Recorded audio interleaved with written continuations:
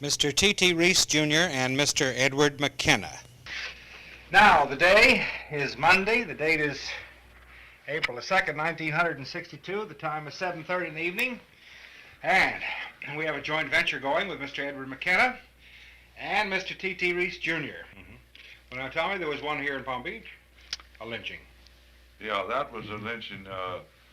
One of our good friends, Dick Smith and Massey Smith, they were, I guess, weren't they about the two original policemen under Joe Borman? Yes. And of course, policemen in those days patrolled the town on a bicycle. Mm-hmm. And Dick was riding up the Barton Avenue over here by the Trinity Church one night, early in the morning, and he ran onto three Negroes with their bicycle baskets full of not only turtle eggs but turtle meat.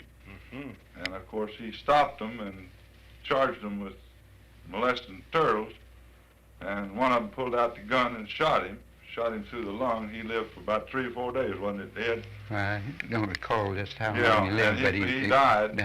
And of course, they very soon they picked the 3 Negroes up and put them in jail. And the one that had done the shooting, they singled him out, knew who he was because Dick had lived long enough to tell them the story. And they took him out and hung him in what is now Trinity Church yard. Bethesda Church. Huh? Bethesda, I mean. Yeah, Bethesda Church yard up here on the corner of Barton and County Road. And as I understand, of course I wasn't there, but the one that pulled a gun and it didn't go off, they took him out in the ocean in a sea skiff and tied a good-sized weight on him and let him try to swim ashore. And the third one, they beat the frazzle out of him. Wasn't that right? All 3 of them got pretty much. The third one, I know he did. He remembered it until he died because he was pretty well crippled up. There's a sort of a highlight attached to that too. Previously, after this occurred, you couldn't find a Negro in Palm Beach after sundown. Oh. Yeah, that's right. It was with the Lightbound Construction Company at that time, and from the day that had occurred, we had to haul the Negroes, and when 4 o'clock came, or 4:30, as the case was, you couldn't get any overtime, and they was ready to leave. What year was this? It was, I think, either 1922 or 23. Mm-hmm. Was it that late? Yeah, somewhere around there. I was thinking it was earlier than that. It was probably, maybe about before the war, wasn't it? No. About 1920 then. It couldn't have been. I guess I think it must have been around 1921. Because I know shortly after that, the people assumed that the Negro population over there west of railroad tracks was a little irritated about it, so they had a parade of Ku Klux Klan, and that surely quieted them down. This, of course, was after the... Of course, I tell you, really, in the old days, they didn't let them get east of the railroad tracks after dark in West Palm Beach.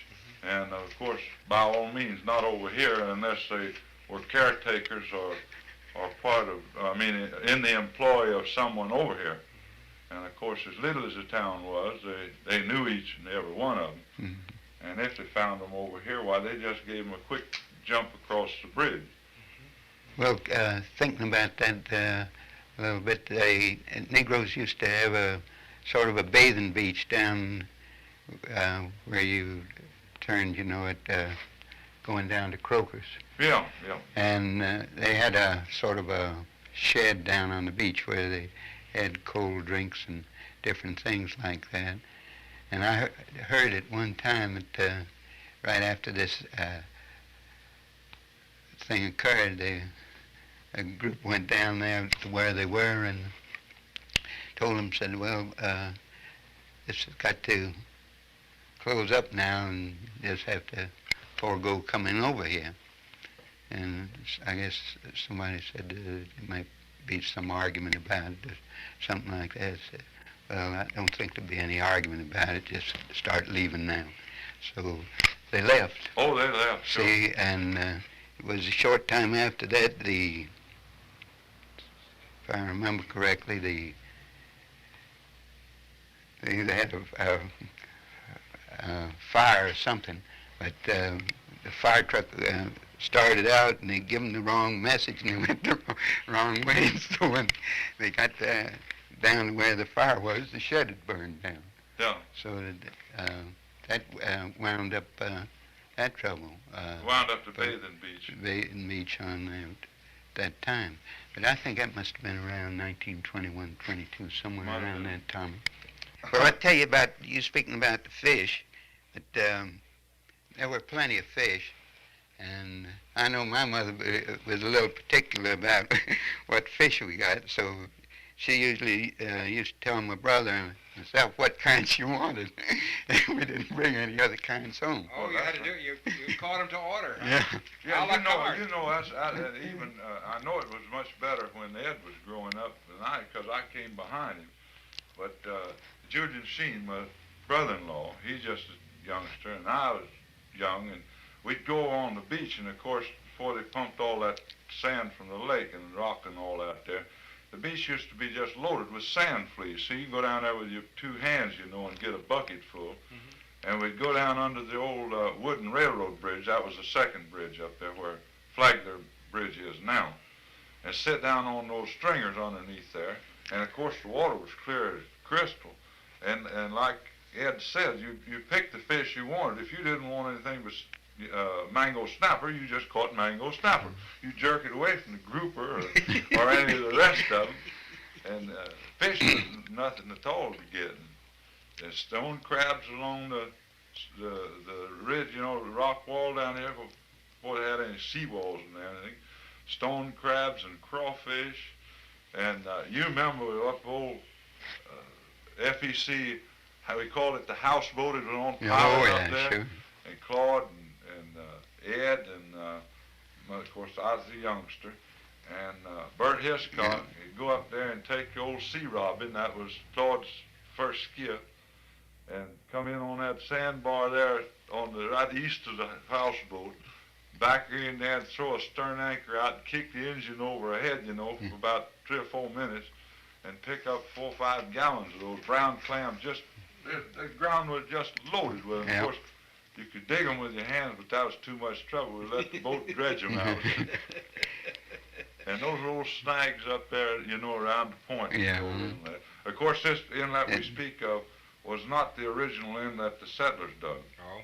The inlet that you Port of Palm Beach now It's, was filled up. What year did that fill up in a hurricane? yeah, and that was the original. That was the original inlet, And then where it is now.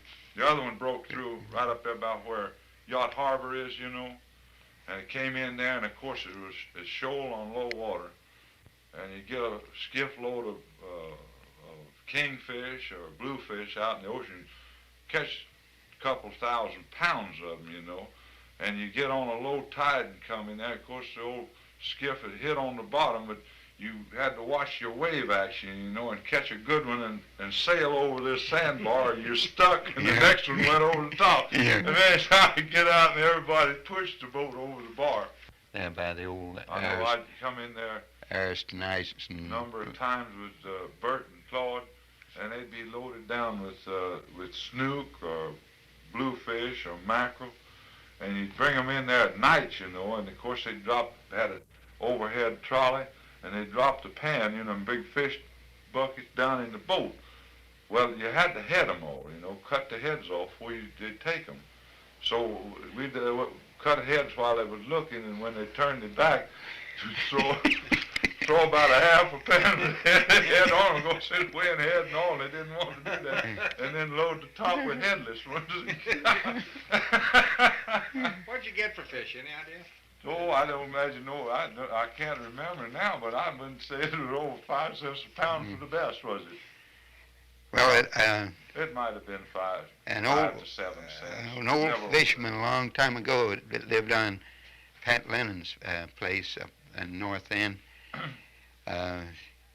he died, and when he died, he left a paper leaving his nets to me, and so I fished up there a couple of times, you know, in the lake and got the net out, and every time I'd pull them in, somebody'd been there before me. Oh, no. Yeah, so some You of couldn't go off and leave them, did you? Oh, sure, I'd put them out with lamps. And that's the way they always Oh, I did, know I it, say. I know it. And Most of them watched them, though. yeah, and when The lamps on so they can find them easy. well, that's boats running up and down wouldn't run into them. But after pulling those nets out 4 or 5 times, I give it up. I guess you did. But I think it was some of Lou Thomas's, some of those that had those fish houses around that had those guys that were doing it. It was an easy way for them to, you know, when they come pull those nets and do it. Of course, I never could catch them because I was asleep. I have been told that in those days you could go out with a boat at night and put a lantern on the bow, Oh, yeah, and flam the boat. fish would jump into the boat. Well, we used to fire fish a lot, you know, same thing. I don't Up buy there that around now. Munyon's Island, you know, and in there on those flats, we used to go up there and of course they used to use a flambeau, you know, a wire rack with put logs in it, you know, not logs, but Lighted, faggots, yeah, and then get a fire Mm. going. But that was when Coleman lamp first came out, you know, and we'd take a Prince Albert can and turn it inside out, cut it, you know, and put it at a reflector, and go up there in those flats up there, and I've had Pompano jump in the boat and talk about flounders and snook and everything else. Fish just swarm underneath the boat. But that was quite a lot of fun. That and cast netting at night with a jacklight on your head. Get these old big black bank loafers, you know, weigh 4 or 5 pounds. Gets the tide coming in and they feed in the shore. Yeah, I'd go up there and get loads of them. I've always been afraid to cast net for fear of losing my front teeth. Oh, you'll turn to Not lose. letting it go. Some people have lost it. Yeah. I can imagine. But there's a little knack in it. Yeah. Of course, when the water got dirty, we usually tuck it under our arm. You can throw it off your arm, you know, Yeah. the same as you can in your teeth. It's a lot easier in your teeth, and you can get a longer throw. But Never dared. that's like stalking big game and sneak across the water on a bright sunshiny day and let the net flip. Oh, Bert Hiscock, he's the one that taught me all the tricks of the cast nets, you know. Yeah, You know, I it's- think something of interest, though, and you remember it well, was the old Winding Jungle Trail. Yes, that's it. That was, the entrance to that is about where Gulf Road is now, just one block south of Worth Avenue. Mm-hmm. I went in there around where the Everglades Golf Course and there it is, and the wheelchairmen, you know, up at Colonel Bradley's club, they always like to get the party on a long ride because that they made more money. Is that right? That's right. They'd either hawk the Winding Jungle Trail, Yeah. which wound the- around through the Lake Hammock, you know, had it built up. Who put that in? Hammond, I think. Hammond H.F. did? Hammond. You go in one way, and when you got halfway, which is down at the lake, and you'd wind and twist. And I used to love, Joe Bowman was always fussing at Artie Taylor and Benny and I for riding so fast through there, we're liable to run into a wheelchair. Yeah, well, You know? before the town was inaugurated, your brother, myself, and I think Jimmy Owens, and maybe some of the others, we used to go down there on Sunday afternoon, and they'd charge, I think, 25 cents That's right. to go through there, you know. Yeah. And we'd wait until the guy would get busy with somebody, and then we'd Go by. go by on the bicycle, you know what I mean, get on in, and it's too late. And that's the way we zipped in, Sure. you know. How And come named Winding Jungle Trail? Well, it was Yeah, winding, it and was- it went through this jungle. it's, And about halfway down there was Alligator Joe's, yeah, he had alligators, and he had Yeah, crocodiles, and he mhm. had every kind of thing you can think of. And I tell you the truth, I believe that's one of the first places that they ever had Indian wrestling alligators. Don't you? yeah. Well, And he he had- used to do it himself. Yeah, I know he did. And he had, I don't know whether you've ever been to Musa Isle down there. Oh, in I've seen Miami. it. But I tell you, that's small pickings to what he had, because he had them by the hundreds in there, didn't he? He had plenty of them. Oh, my goodness. And that was quite a sight. Then, of course, they'd turn and come out another way, you know. And then all the way back down to the beach club there at Main Street. That was, what was it, about 2.5, 3-hour ride, wasn't it? I guess it would be in Yeah. a wheelchair. And then the, And then one the of those- Garden of Eden Yeah, was there. surely. Cragen's place, you know. Yeah. That What do was they up- charge for a wheelchair? How much an hour? They got a big, fabulous price for that. Wasn't it $1 an hour? I think it was $1 an hour. And that was a lot of money. But But I'll tell you, you get two pretty stout fellas in a double wheelchair, you had to push.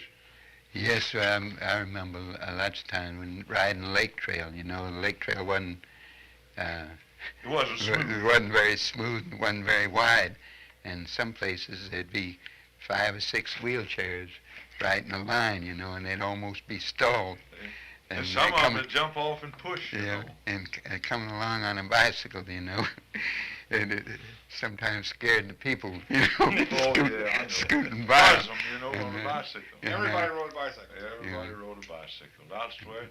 I remember when my mother decided to buy an automobile, and my dad says, well, where in the world are you going? Isn't there a place you can ride an automobile? Well, she said, I can ride around town in it. And that was just about it. I mean, you got off the few, of course, South County Road down here wasn't about 10 feet wide and without a shell, you know. There weren't many automobiles in those days. The In first fact- first automobiles, I think, in Palm Beach were some French automobiles, Berlier, that the hotel company Yeah. had. That That's used to be down there in Haven's garage there on the Yeah. lakefront. I know when I was a youngster, I lived up there on Sunset Avenue, and I decided one winter I'd set some traps out, coon traps. In those days, they were wearing coonskin coats and all, you know. Everybody had a coonskin coat or a feather hat, you know. That's when the egrets were catching the mischief down in Cape Sable. And I'd set a trap line from right about the intersection of County Road and Worth Avenue. And I ran it down to Vita Serena, which is down near Clarendon Avenue. And I'd go down there and get up early in the morning, daylight, in the winter time, and ride down there on the bicycle and tend my traps, pick me up 3 or 4 or 5 coons, box skin them, ride home, eat breakfast, clean up, and go to school. And I rode clear out on the hill out there, you know, where Central High School is now, in that middle building. And by golly, from the Dixie Highway to the hilltop, up Hibiscus Street, you pushed to the sand, too. And I made good money. You know, those hides, sell them to Schubert. Mhm. I know some of those hides would bring as high as $6. Really? Oh, yeah, prime coon hide. The hunting generally was as good as the fishing? Oh, yeah. Yeah, hunting. I remember the old brother bought an old model T Ford touring car. In fact, he opened some old letters here about 3 or 4 months ago, and he had a receipted bill buying one of them.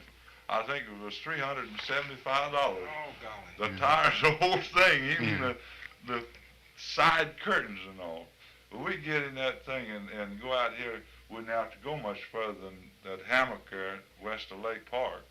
You know, where the old Ermine River. Yeah. Go back in there. Deer, turkey, quail. Lake Worth was fresh water, you know, at one time. Yeah. And the sawgrass over there. And I know my grandfather told me one time about in the old home there, you know, they'd wait till evening time and the deer would come down, you know, to get a drink of water. Out over there where the foot would come out of Avenue, there's a pumping station there. And of course, way back west of that, because that's all been filled in. But up there, the old Lake Ridge was about where Johnny's Playland trick shop is. You see 4 or 5 deer over there, you know, and get in a rowboat, load up the old rifle and go over there and knock off a buck, throw him in the boat, come on back, and then of course just get the meat fixed because it didn't have any refrigeration, you know, I had to jerk it, skin it out and smoke it, strip it, then dry it. And they lived off of that they lived off the land pretty much. How long would it last? Oh, it'll last probably 6 weeks or more, even in the tropics. Could they cut timber here, or did it have to be all hauled in? Lumber. Cut it out. A lot of it was freighted down by, for our particular house, when it was epidemics, I imagine they probably had sawmills somewhere around here. Well, they had a coffee pot, I know, they built a orangery. But my father's house up there on the lake was brought down railhead at Titusville by barge. And well, come to think about it, they had most of the lumber, in fact, I think all of it, Marciano was freighted down. Well, it was, they built, that's when they had the Celestial Railroad, see what I mean? And that came down by steamer to Jupiter.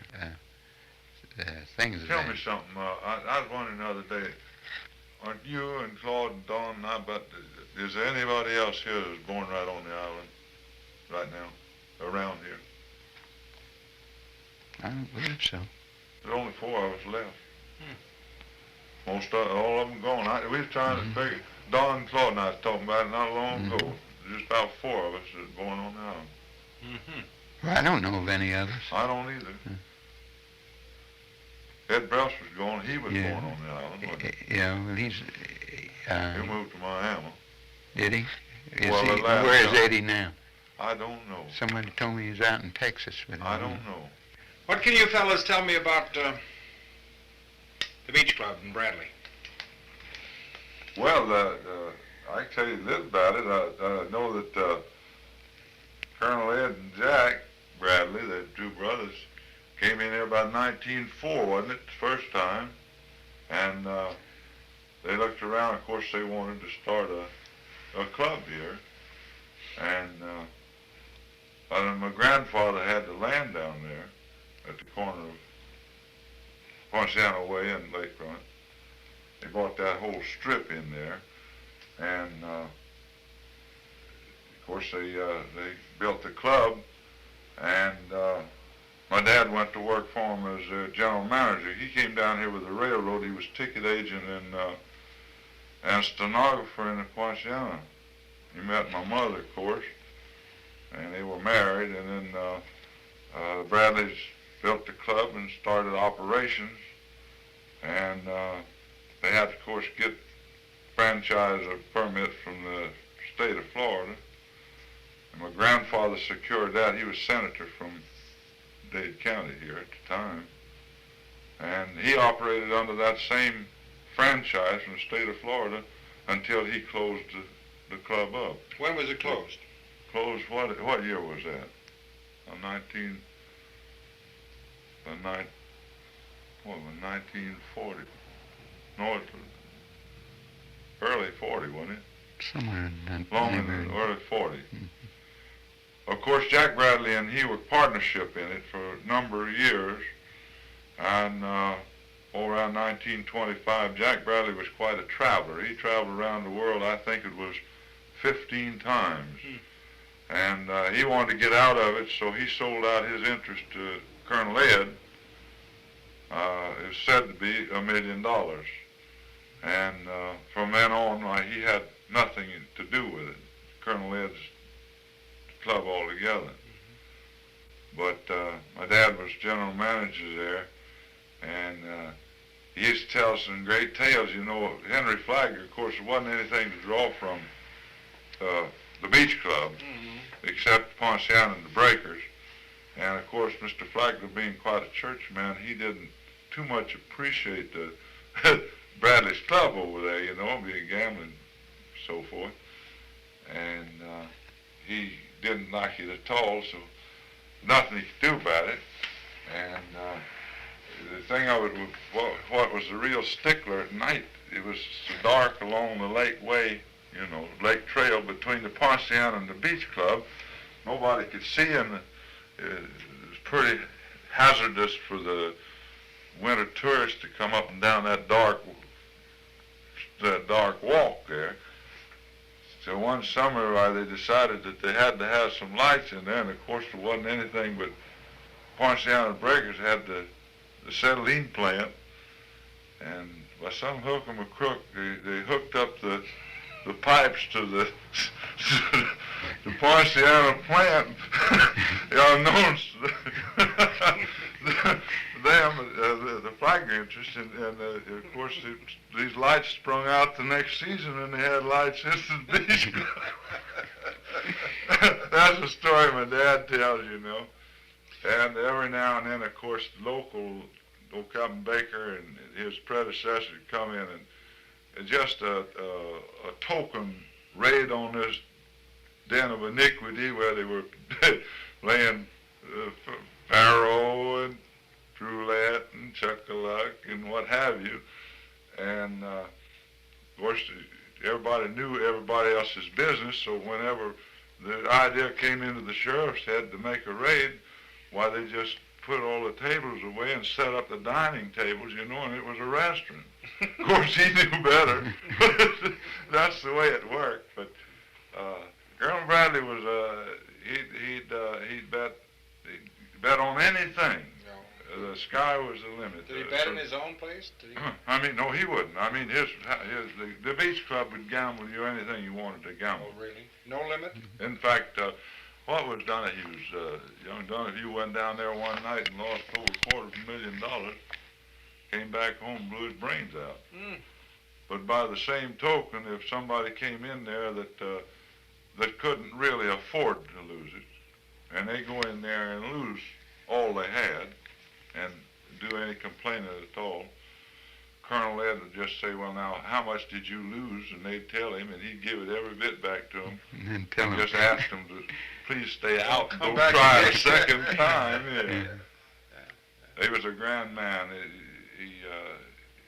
He really was quite a philanthropist down here. I know of people that he hardly knew, and he was known to us in town, you know. And they'd be somewhere and be out of funds or something like that. No questions asked. How much did it take to get them where they want to go and help them out? In fact, he practically built St. Edward's Church here. And I don't know, his benevolence was all over this part of the country. Is St. Edward's a Catholic church? Yeah, yes. I've been trying to trace down what might be considered to be a possibility of collusion between Mr. Flagler and Mr. Bradley. You know, in the entertainment world, you sometimes build up a phony feud in order to focus attention on a project. Now, Mr. Bradley had run a gambling house in St. Augustine. Oh, yes. Before he came that, here. Out in Arizona. Oh, yes. That's but right. he and Mr. Flagler were both in St. Augustine at the same time. Now, it seems reasonable to believe that they knew each other. And yet, generally speaking, down here, most people feel that it was something that... Oh, they were pulling apart. The reason I say that, when Bradley came in and established a club, it irked Mr. Flagler very much. In fact, to the point that he threatened to move out, just get out of Palm Beach completely. And I do know for a fact that my grandfather, of course, he was a good friend of Mr. Flagler's because he'd met him when he first came here and helped him lay the groundwork for his hotels and all. And I know it took my grandfather, Captain Demme, go see him, keep him here. Yeah. Now, I don't know, that it doesn't sound like much of a collusion when he really got so irritated about...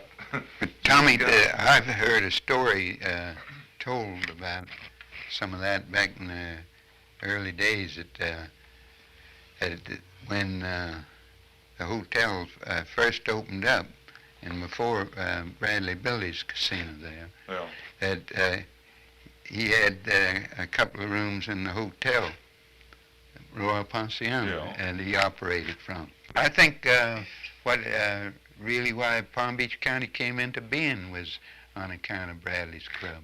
Oh, because it was when it was all in Dade County, see, that time, and there was a change of sheriffs. And when Dan Hardy was sheriff down in Miami, everybody was satisfied, and he never bothered anything. Yeah, but then he lost out to Frohawk, Yeah. and that's when they all got busy and split the county, and Split the that's county. when Cap Baker come in as sheriff. That's right. See, and I think it is either Mr. Flagler had brought Mr. Bradley and Mr. Flagler, I'd say, had brought Cap Baker in. That's how. Yeah. And No question and about that's that. how town of Palm Beach sprung into Yeah. being. That's right. I would. See, so Okay. that I think there's It something all dovetailed in together something attached to because it had, to it had that, to be. I mean, the sheriff in Miami couldn't of course that know what doing up here. is just hearsay, on my part because I wasn't conversing with any Very of it. possible. I never heard that from my dad, but I know he was, as I say, general manager down there in 1913 when he went in the Farmers Bank. Mr. Bradley and my grandfather and all of them organized the old Farmers Bank and Trust Company, and he left them to go in the bank. But Well, he it's was a essentially grand couldn't man, have I'll tell you operated that. a no-holds, no-limit gambling casino without having, shall we say, some arrangements. But he Well, was evidently it was that way because when we were kids, we used to play down there. When the Palm Beach Limited used to come in the wintertime, we'd all meet down there at the crossing. Oh, that was That's when Massey and Dick Smith. Smith were in charge of the crossing there. Yeah, that's right. And I, as a kid, I had a little stand down there. I mean, a few packing boxes, and I used to sell fruit, and I used to sell flowers and coconuts and things right in front of the club. Colonel Bradley let me do that, And Auntie Bradley, of course, his wife, she was a wonderful lady. And every afternoon, about 5 o'clock, we'd close up the little packing boxes, and get them all bundled up and put them in a wagon to take home. And she'd invite us up to the house to have these, with the ice cream and the frozen, the baked white of an egg on top of it. Baked Alaska? Baked Alaska. And we sit in the living room there, dirty little kids, barefooted and yard dogs, beautiful rugs, and the thing that impressed me the most in this beautiful home he had there was he had these maids, and all these Oriental rugs had these little tassels on them, and he'd have three or four maids in there, straightening out the tassels on the rugs. That's all they did all day long. When you scuff one of those tassels, they'd come along and straighten the tassels out. Was his home in conjunction with the Right club? alongside of Yeah. it to the north, on the lakefront. Big That was stone, his it new. was, That was his King new. of Rock. That was his new home. Yeah, that's right. That was after when they subdivided Sunset Avenue. Sunset Avenue, That's and right. it took the Negroes over to Pleasant City. Mr. Flagler must have discovered that it was quite an attraction. Oh, to it was. Montana. The Beach Club was a real Very landmark fashionable, down and there, no besides question that, about they had a very fashionable restaurant in It certainly conjunction was, and with the it. finest food. Food. Because By golly, back in the old days, they had meat hunters, out, serve you quail and duck and anything you want. I used to raise mint, and Barry Shun was what was he? Well, he was a master D there. Yeah. The steward. Yeah, that's right. Yeah. And he used to get it. I used to clip that in the morning just when the dew was on it, and it'd be That's right. real stiff and take it. I used to get that and then he'd give me a bag full of all those cookies and things like that. Macaroons. I had goodness. them with the baked Alaska, too. Do you know Yeah. where the macaroons came from? No. Majeski's Bakery. Did any of your interviews tell about the old Seminole Sun Dances? No, just that. I think that was a part of the Palm Beaches that I'll never forget. Will you, Ed? That was the gayest time in West Palm Beach to ever have. It was in West Palm Beach, but And, it was. When did that start? That started in 1916 or 1915, somewhere around there. And they Well, used did the Indians actually dance, or was it just a festival? We had, No, it was they'd a import a whole Indian village. Yeah. Sammy, Tommy, and Billy Bowlegs, and one of the big Indian tribes would come in, be a couple hundred Indians, wouldn't it? And Yeah. build their village. And then around that, the whole town, it was kind of like Mardi Gras, I guess, in Tampa. I've never seen one of those. Anyway, not, I'm thinking New Orleans. Gasparilla, Yeah. but Mardi Gras in New Orleans. But everything would stop almost to stand still for a week, wouldn't it? Yeah. And everybody dress up in Indian costume, and they'd have street dances in the middle of Clematis Avenue. That was when they had bicycle racks, and there was only a few horse-drawn vehicles. Well, that's, and one or yeah, two. nothing but bicycles. That's right. It must have been earlier than that, because It was. there was must have been around, I guess, 1912, 13, Well, 14. it started. Uh. And as I say, they'd have Ringling Brothers, Barnum and Bailey's combined circus. And all these Indians, and they'd have regular Indian dancing, but there'd be street dancing, everybody in costume. And then fellas like Paul Clarke would have a rattlesnake pit, you know, and a little gas burning stove, and you'd get a rattlesnake sandwich for a dime. And these snakes all around him in this pen. That used to fascinate the whiz out of me. Just pick one up and let it bite him. Those were really fantastic. The whole town, the two towns combined to make that one grand celebration. That used to come off around February, didn't it? February morning. Everything seemed to stop. Even those working in the stores there come out and dance. And everybody get out and frolic. The homes in those days, some of those were pretty fantastic, weren't they? Oh, Somewhere. yeah.